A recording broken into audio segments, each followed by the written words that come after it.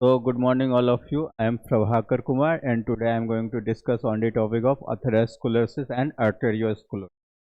Basically देखने से दोनों सेम ही लग रहा है, लेकिन इसमें क्या हो रहा है? अथेरोस्क्लेरोसिस किसको बोलते हैं? जो हमारा प्लेग का फॉर्मेशन हो जाता है इनसाइड द ब्लड वेसल। ठीक है, तो इसका इंट्रोडक्शन देखते हैं। तो basically blood vessels such as arteries carries oxygen rich blood from the heart to the body. तो आर्टरीज जो है, जो क्या है, हमारा ब्लड वेसल्स है। ये क्या करता है? ऑक्सीजनेटेड ब्लड को कैरी करके ले जाता है हार्ट का लेफ्ट चैम्बर से लेके पूरा बॉडी में। ठीक है, तो उसको हम क्या बोलते हैं? Systemic circulation. And when the arteries became thick hard और block, blood flow is affected. लेकिन ऐसा कंडीशन आता है जब क्या हो जाता है, आर्टरी का जो वॉल है वो ठीक हो जाएगा। ठीक होगा तो क्या हो जाएगा? हार्ड भी होगा। ठीक है, और वो क्या करता है? आइदर वो क्या करेगा? ब्लॉक करेगा। ठीक है, तो ब्लॉक करने की वजह से क्या होता है? ब्लड फ्लो इफेक्ट हो जाता है। तो पहले क्या था? जो नॉर्मल ब्लड फ्लो था, लेकिन ये सब कॉम्प्लिकेशन होने की वजह से क्या हो गया? ब्लड फ्लो रेट स्लो हो गया।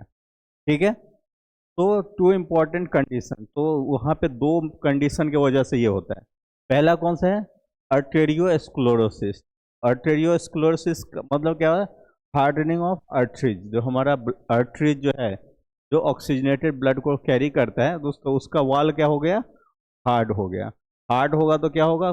कॉन्स्ट्रिक्शन, डायलेशन मीन्स रिलैक्सेशन में प्रॉब्लम होगा। ठीक है, देन क्या आता है आपका? अथेरोस्क्लेरोसिस। अथेरोस्क्लेरोसिस में क्या होता है?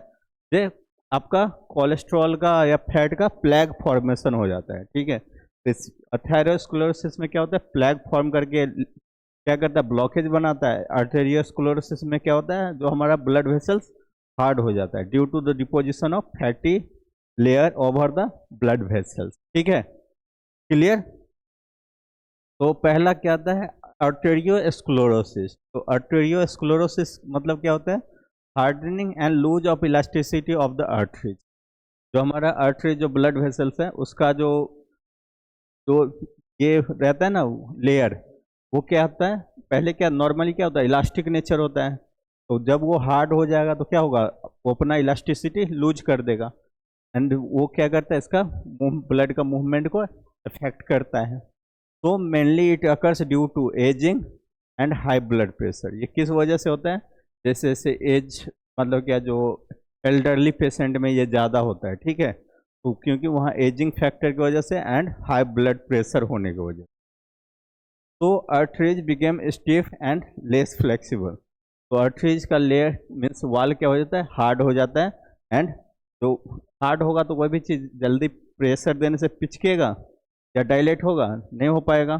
समझे? तो वहाँ पे क्या होगा? जो वैसो डायलेशन अगर करवाना हो तो नहीं हो पाएगा, तो जिसकी वजह से क्या होगा? जो ब्लड वेसल्स में ब्लड प्रेशर हाई ही रहेगा हमेशा। ठीक है, सेकेंड आता है आपका अथेरियोस्क्लेरोसिस। अथेरोस्क्लेरोसिस बेसिकली क्या था? जो atherosclerosis is the type of arteriosclerosis.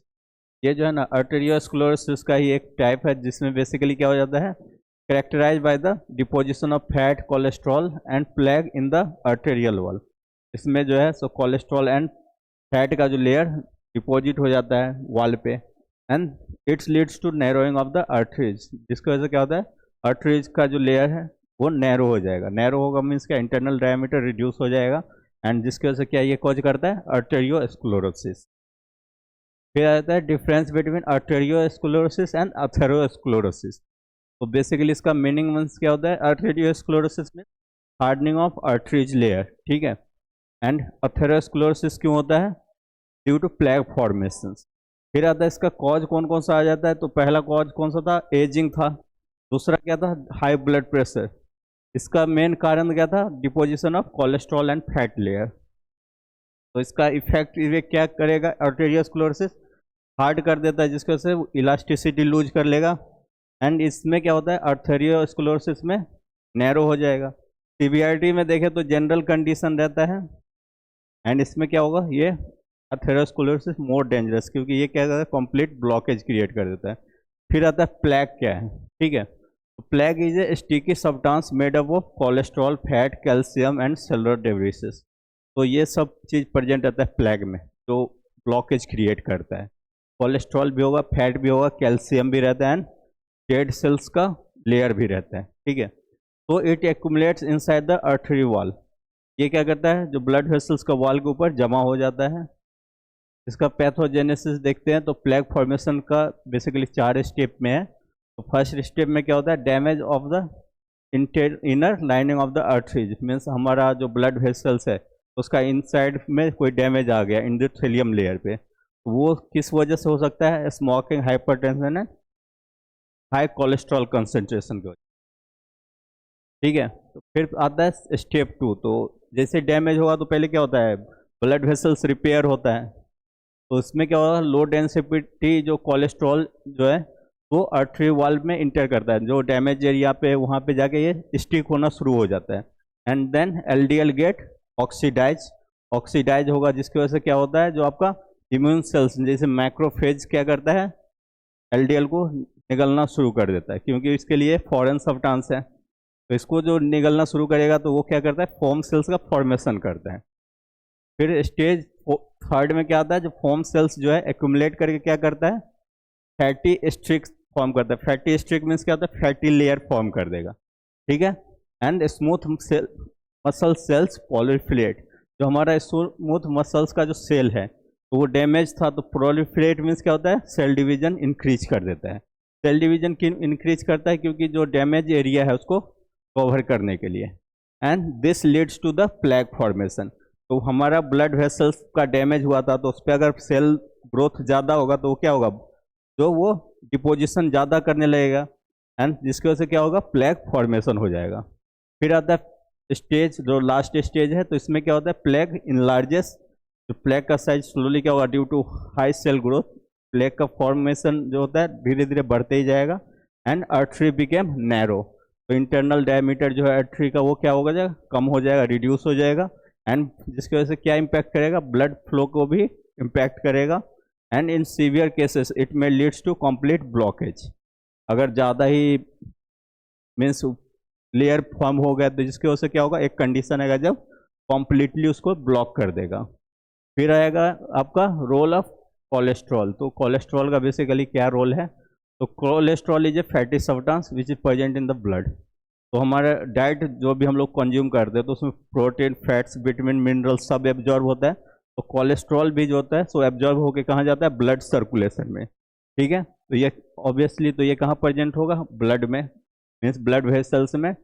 इसका भी जो है ना, जो 3 डिफरेंट टाइप का लिपिड होता है, ठीक है। तो एक पहला कौन सा होता है, लो डेंसिटी लिपिड, एक होता है हाई डेंसिटी लिपिड, एक होता है वेरी लो डेंसिटी लिपिड, ठीक है। तो बेसिकली हम लोग 2 का ही डिस्कस करते हैं। जिसको लो डेंसिटी लिपिड को क्या बोलते हैं, बैड कोलेस्ट्रॉल, क्योंकि ये क्या करता है, प्लेग फॉर्मेशन में ये हेल्प करता है।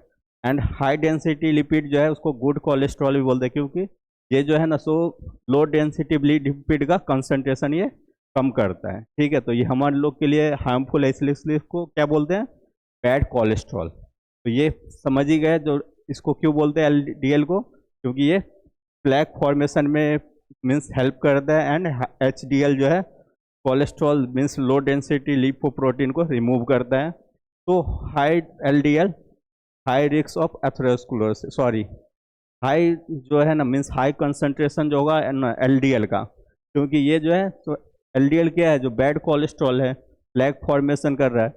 लेकिन अगर इसका कंसंट्रेशन जो अगर बढ़ जाएगा एलडीएल का, तो क्या हो जाएगा, एथेरोस्क्लेरोसिस का रिस्क जो है और ज़्यादा बढ़ जाएगा। फिर आता है effects on blood flow.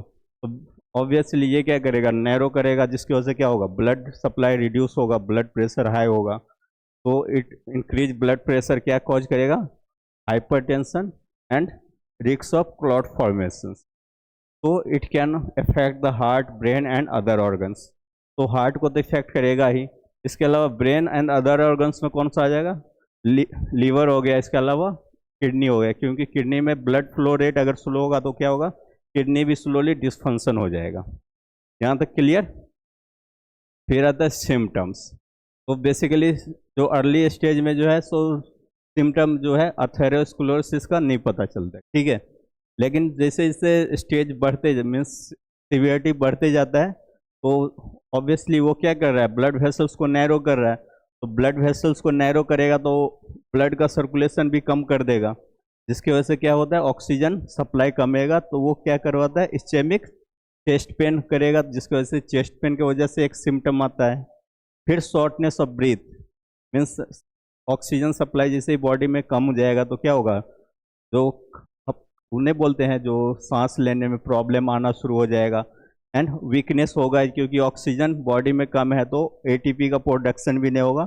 And limbs में, means upper limbs and lower limbs में पेन फील होगा, क्योंकि पेन जो है ना हमेशा एंजाइना का जो है चेस्ट से स्टार्ट होता है, वो लिम्स एंड स्कल में चला जाता है। फिर आता है मेडिकल मैनेजमेंट। तो मेडिकल मैनेजमेंट मीन्स क्या, जो मेडिसिन के थ्रू जो इसको कैसे ओवरकम करना है। तो मेन पर्पज क्या रहता है, एलडीएल का कंसंट्रेशन को डिक्रीज करना, क्योंकि एलडीएल की वजह से ये अथेरोस्क्लेरोसिस कॉज कर रहा था। तो एलडीएल को स्टेटिन्स जो है मेडिसिन वो डिक्रीज कर देता है। एंड एंटी प्लेटलेट्स क्यों यूज करते हैं, क्योंकि प्लेटलेट्स का कहाँ पे रोल रहता है, क्लॉट फॉर्मेशन में, ठीक है। तो ये क्या करेगा, एंटी प्लेटलेट्स क्लॉट फॉर्म करने से रोकता है। And anti hypertensive medicine use करेंगे, क्योंकि जब भी अथेरोस्क्लेरोसिस कॉज करता है ना, तो वो क्या करता है, ब्लड प्रेशर को बढ़ा ही देता है। तो ब्लड प्रेशर को रेगुलेट करने के लिए एंटी हाइपरटेंसिव मेडिसिन यूज करते हैं। तो समरी देखते हैं। तो आर्टेरियोस्क्लेरोसिस बेसिकली क्या था, hardening of blood vessels specially arteries, क्योंकि आर्टरीज से ही इसका नाम पड़ा आर्टेरियोस्क्लेरोसिस। एंड एक और आता है अथेरोस्क्लेरोसिस। तो अथेरोस्क्लेरोसिस पहले से भी देख चुके हैं, जो ये क्या होता है, प्लेग फॉर्मेशन। इसकी वजह से होता है due to the deposition of cholesterol such as low density lipoprotein and fat layer formation.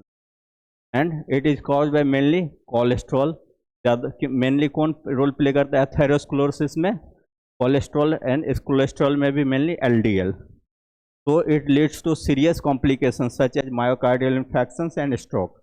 ये जो है सो अगर अनट्रीटेड रहा तो ये क्या करता है, जो myocardial infection means heart attack का रिस्क भी बढ़ा देता है।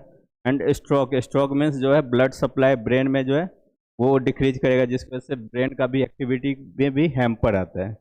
एंड तो आज के लिए इतना ही, थैंक यू सो मच।